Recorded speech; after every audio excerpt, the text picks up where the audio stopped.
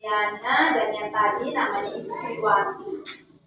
Nah, hari ini Ibu akan melanjutkan untuk menyampaikan beberapa informasi kepada kalian. Sekarang Ibu mau tanya dulu, kalian selama ini pernah dengar tidak ada penyakit-penyakit yang sekarang lagi banyak dibicarakan? Apa saya? Sama apa lagi satu? Iya, pintar sekali. Tepuk tangan dulu. Anda sudah pernah mendengar tentang dua penyakit ini. Maka hari ini Ibu akan menjelaskan kepada kalian secara lebih perinci apa itu penyakit DBD dan apa itu penyakit rabies. Yang pertama, penyakit DBD. DBD itu kepanjangannya demam berdarah dengue. Apa? Demam berdarah dengue.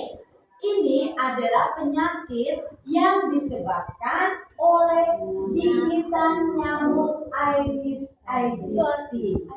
Di dalam nyamuk itu ada virus yang namanya virus dengue. Virus dengue akan masuk ke dalam tubuh kita melalui gigitan nyamuk. Jadi, pada saat nyamuk mengisap darah kita, saat itu juga nyamuk memasukkan virusnya ke dalam tubuh kita. Di dalam tubuh kita ini ada yang disebut dengan antibodi. Antibodi adalah sistem imun atau sistem kekebalan tubuh kita yang berfungsi untuk menjaga kita supaya tetap sehat. Jadi kalau kita sakit, maka antibodi juga akan melawan kuman penyakit dan kuman penyakit itu hilang, kita sehat kembali.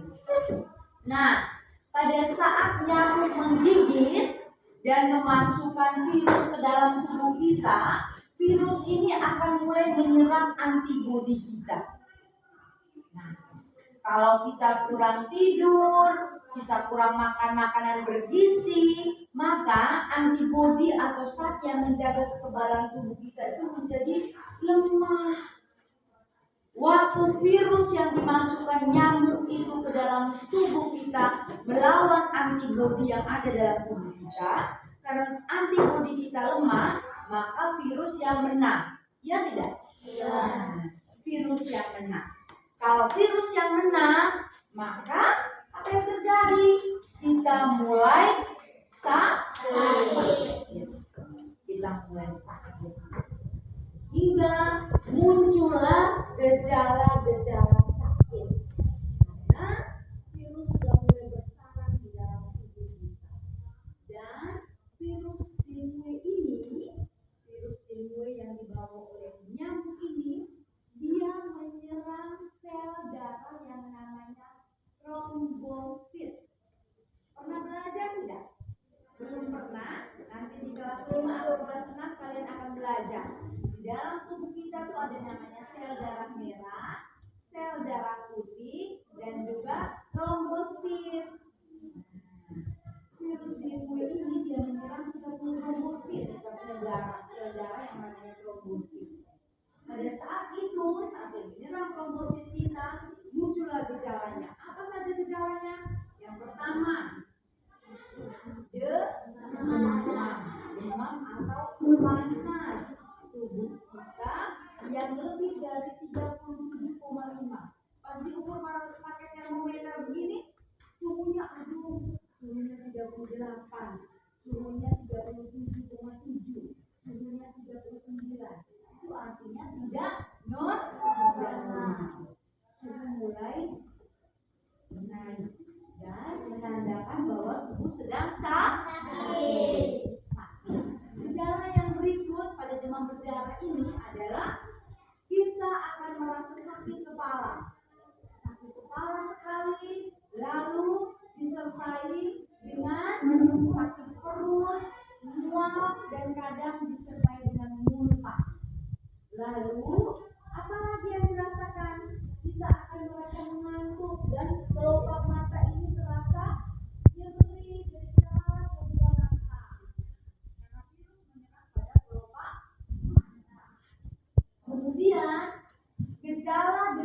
ini demam dan seterusnya akan berlangsung selama hari pertama, hari kedua, dan hari yang ketiga.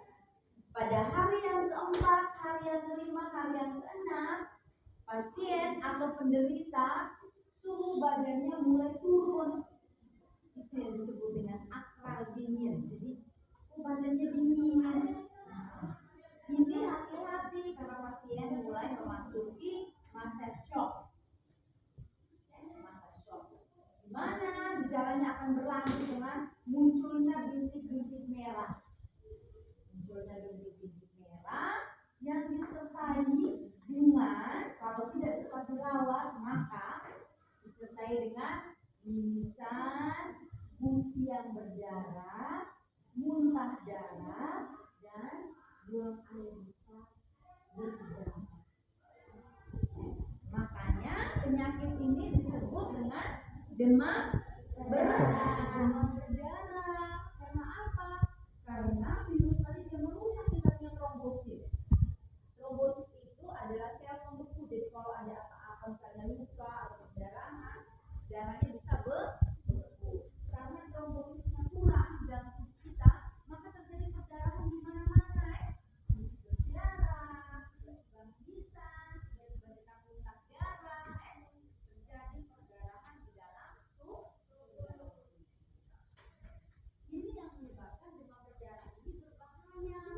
Pada hari yang ke-7 dan hari yang demam berdarah. Karena apa? Karena virus tadi dia merusak kita punya trombosit.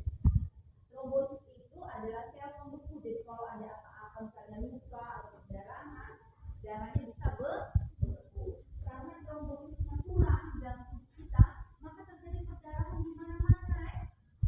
Darah, bangkitan, tiba-tiba kita muntah darah, terjadi perdarahan di dalam tubuh.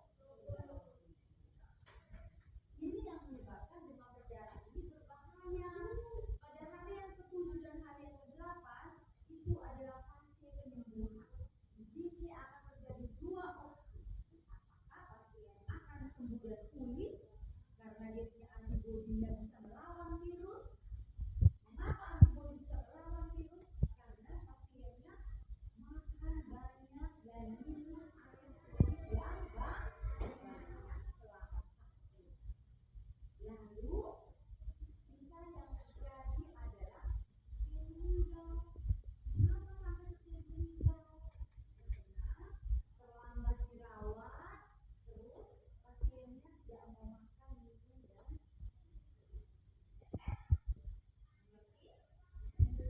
dan sekarang ini di rumah sakit sedang banyak dirawat pasien dengan demam berdarah.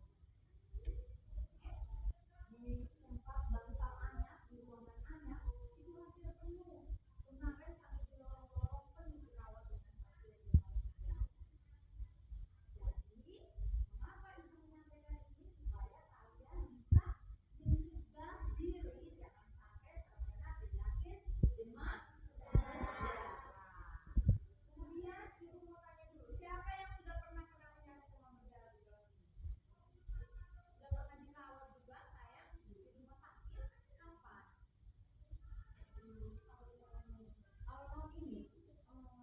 Tinggal di mana sayang? Tinggalnya di mana? Ya? Aku ulang. Jadi kakak menjadi pelajaran buat kita semua supaya kita jangan kena toh. Sakit tidak boleh, tidak enak toh kalau kena demam berdarah toh. Dirawat di rumah sakit karena setiap hari akan diambil darah. Pagi, sore, setiap hari akan diambil darah. Mungkin dilihat trombosit kita sudah naik atau belum? Sel darah trombosit kita itu sudah meningkat atau belum? Kalau belum meningkat kita dirawat terus. Tapi demam berdarah itu hanya memberikan waktu kita selama 7 sampai 8 hari. Baik, sekarang ibu mau sampaikan. Kita bisa kena tapi kita juga bisa cegah.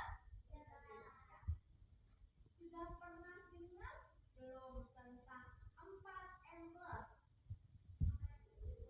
Belum? Belum? Waduh. Nah, sekarang ibu jelaskan tentang 4M plus.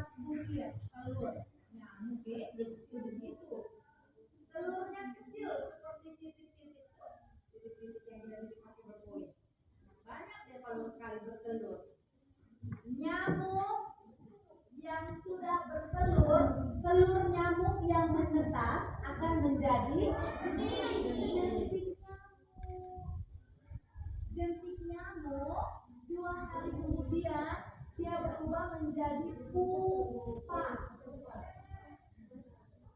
Pupa 2 hari kemudian dia menjadi nyamuk. Jadi kalau di rumah ada jentik nyamuk, jangan anggap enteng. Karena siapa yang di rumahnya ada jentik nyamuk, maka dia menjadi peternak nyamuk.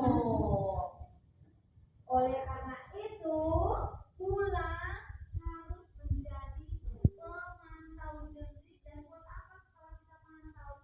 Kalau ada jentiknya, kasih tahu mama ke puskesmas, ambil bubuk abate untuk bunuh jentik nyamuk. Atau beli di apotek, atau bak mandi atau air yang tertampung itu harus dibuang atau dikuras supaya jentik itu dia lusa, dia jangan jadinya nyamuk. Mengerti? Itulah yang disebut dengan 4M+. 4M+ ini untuk mencegah kita kena demam berdarah. Yang pertama, menguras.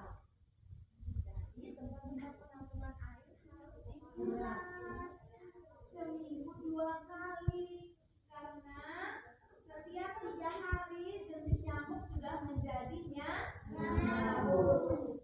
Yang kedua, menutup tempat-tempat penampungan air. Supaya apa? Supaya nyamuk jangan bertelur. Nyamuk suka di air untuk bertelur. Dia tidak bertelur di meja, dia tidak bertelur di lantai. Dia menyerang trombosit kita, sedangkan rabies menyerang orang. Dan dua-duanya mematikan ya. Dua-duanya mematikan. Oleh karena itu, saat ini pemerintah atau Bupati Sika, Bapak PJ Bupati Sika sudah mengumumkan bahwa Kabupaten Sika sedang berada dalam kejadian luar biasa rabies dan demam berdarah. Karena masing-masing penyakit ini sudah menimbulkan kematian sebanyak 4 orang. Harusnya tidak boleh ada kematian karena penyakit ini.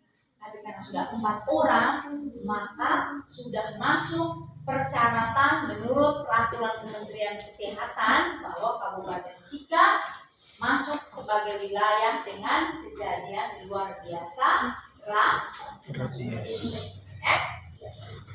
Baik, sampai di sini ada yang mau bertanya? Ada, silakan. Sudah mengerti atau ada yang mau bertanya? Coba bertanya. Ada yang belum mengerti, tanya saja. Ayo, iya silakan saya. Pintar. Oh iya, baik, pintar. Kenapa virusnya ini harus serang ke otak? Pintar sekali ya. Kenapa virusnya menyerang ke otak? Karena virus rabies dia hanya bisa bertumbuh di media yang seperti media otak. Jadi yang ada lemak-lemaknya tadi yang dibilang tadi ya. Yang ada lembut-lembutnya, lemak-lemaknya, dia bisa hidup hanya pada otak saja. Makanya dia akan mencari di mana otak supaya dia bisa bertumbuh dan berkembang. Saat itu kita pasti akan mati karena kita punya otak tidak boleh ada apa harus bersih ya. Mengerti saya? Ada lagi pintar pertanyaannya. Ada lagi?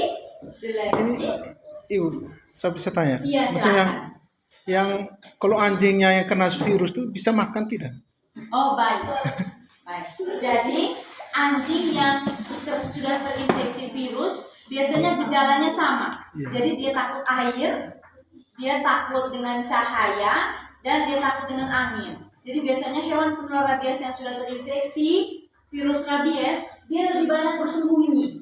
Sembunyi di bawah meja, sembunyi di bawah kursi atau di tempat-tempat yang tersembunyi. Dan kalau sudah mulai panas, dia mulai menunjukkan perilaku yang aneh. Dia mulai lari keliling, dia mulai gelisah. Itu tanda dan gejala dari hewan penular rabies yang sudah terinfeksi virus rabies. Ada lagi yang mau bertanya. Dan biasanya kalau hewan yang sudah terinfeksi virus rabies sama dengan manusia, dia tidak bertahan lama. Dia 2 hari sampai 3 hari pasti akan mati. Ada lagi mau bertanya? Sudah paham? Sudah paham betul semuanya? Ingat, untuk DBD 4M+, untuk rabies, cuci luka sampai bersih dan berusaha mendapatkan vaksin anti rabies. Baik, terima kasih.